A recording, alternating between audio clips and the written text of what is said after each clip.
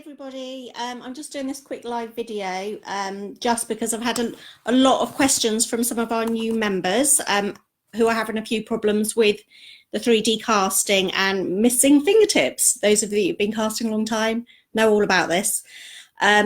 Before we get started, just want to apologise. There might be a dog barking or a teenager come in. I'm working from home, so yeah, bear with me.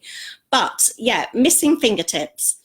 If you're having a problem with this, the reason for it is because particularly with babies' hands that are tightly clasped or hands entwined, the fingers are quite often underneath like this.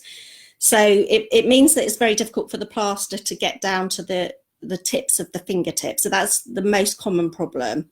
So what you need to do is backfill your casts. And by that, what I mean is if you basically fill up your cast to the finger line, so where you see the top of the fingers on the inside of the mold, if you fill it up, but then straight away pour the plaster back out again. But as you pour it out, if you kind of tip the mold upside down, so it's kind of like this, and rotate it around as you pour the plaster out.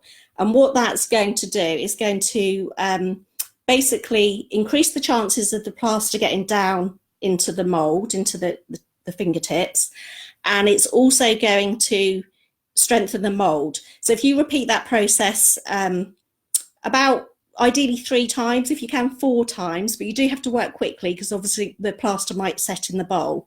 But what it does, it not only increases the chances of the plaster getting down into the fingertips, but it'll also strengthen the mold or strengthen the cast rather, because each time that you do that, is building up a thin layer of plaster on the entire interior of the cast or mold rather, and then it's going to strengthen it. So the more times you do it, the stronger it will be.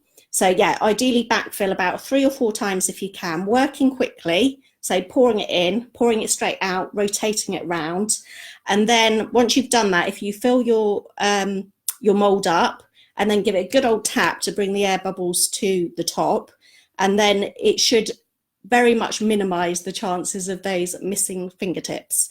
The other thing that can cause the missing fingertips is if your plaster hasn't been mixed to the right consistency. So it's important that you're using double the amount of plaster to water. So that's a 2-to-1 ratio of plaster to water. And you want to mix it to like a pancake batter type consistency. If your plaster is too watery, then that will create air bubbles as well. So if you can see air bubbles, lots of big air bubbles while you're mixing it, and it looks watery, you need to kind of get it to that pancake batter consistency, ensuring that you're using the right ratio of plaster to water and mixing it for the right amount of time so that it gets to that consistency. But equally, you don't want your plaster to be too thick either, because if it's too thick, then it's not going to slip down into those little missing fingertips. So I hope that helps. I thought it's easier to do this because there's been lots of questions coming through on the support desk over the last couple of days about missing fingertips. So I thought it was easier to do this little video, and hopefully that will help everybody. All right, then if you've got any other questions, any other problems, just let me know in here, and I will, either shoot you a message or do a little video like this. But I hope that helps everybody. Take care and have an amazing weekend.